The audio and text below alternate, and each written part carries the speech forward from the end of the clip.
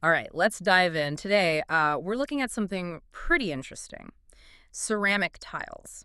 Specifically, the potential for an online business selling them right here in Australia. Sounds niche, but there's a lot to unpack. Yeah, for sure. We've got market analysis reports, industry news, all sorts of data. We're going to try to figure out if this online tile business idea, actually holds water. It's all about connecting the dots. Like, Yeah. how does the broader Australian construction landscape play into this? What's the tile market itself looking like? Exactly. So, big picture first. Aussie construction. Reports show pretty decent growth, averaging about 2.9% annually between 2025 and 2028. Not too shabby. That's a lot of building going on. Right. And it's across the board, too. Housing, of course, but also think big infrastructure projects, the whole renewable energy push, even manufacturing picking up a bit. All areas where tiles are essential, right? Oh, absolutely. Yeah. But here's the thing. 2023, 2024 saw a bit of a dip in residential construction, mainly due to interest rates and those rising costs everyone's been talking about. Makes sense.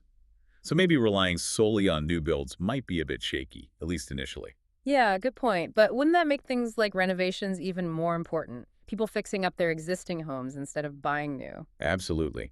And let's not forget those massive infrastructure projects. Those often have more stable funding streams, less affected by those interest rate hiccups. And don't they often need very specific types of tiles? Oh, yeah, for sure.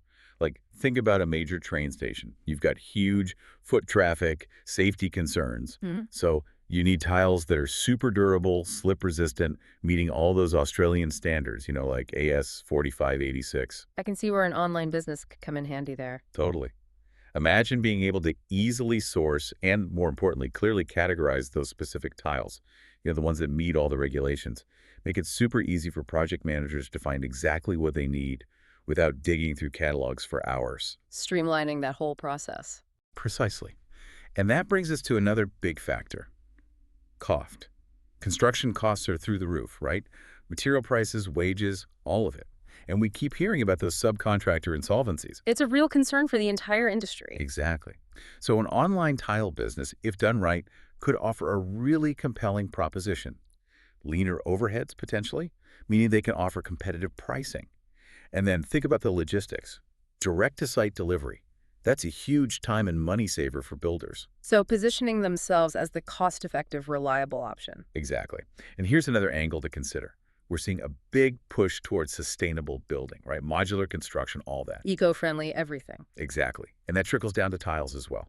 Recycled content, low embodied energy, these are becoming must-haves, especially if you're aiming for those green building certifications. So an online business could really capitalize on that, create a whole section dedicated to these eco-friendly options, make it easy for builders to make that sustainable choice. Totally. Now, let's zoom in on the Australian tile market itself. It's projected to reach almost $1 billion by 2030. That's a pretty healthy growth rate, like 7.3% annually. Yeah, and even in 2023, it was nearly 600 million. Not exactly small potatoes. And here's a really interesting tidbit. Tiles actually make up a huge chunk of the overall flooring market in Australia and New Zealand.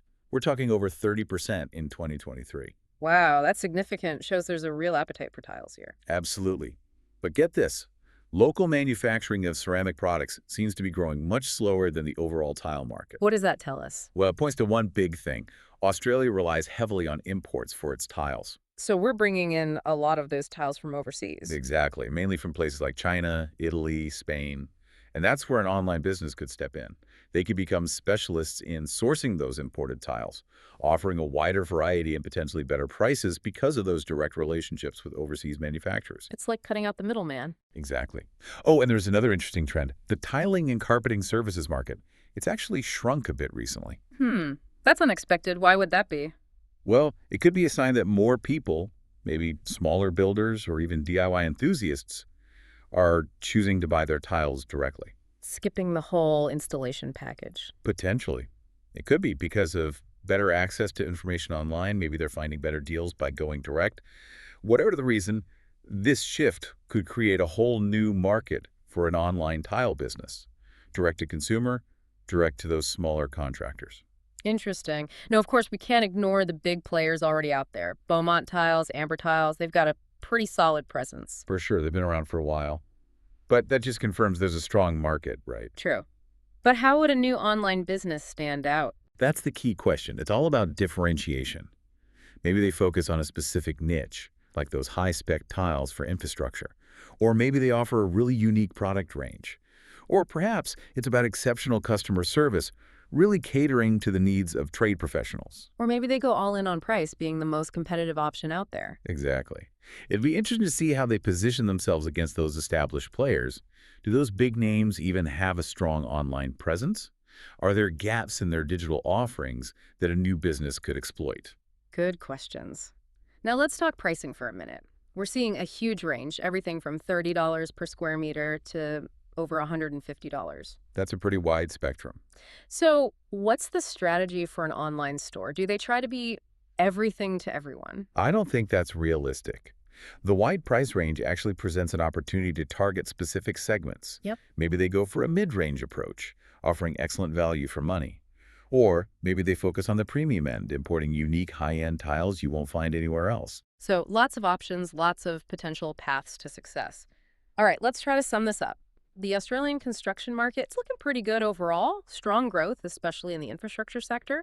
And the tile market itself, it's expanding too, but with a big caveat. That import dependency. Exactly. That's a key factor.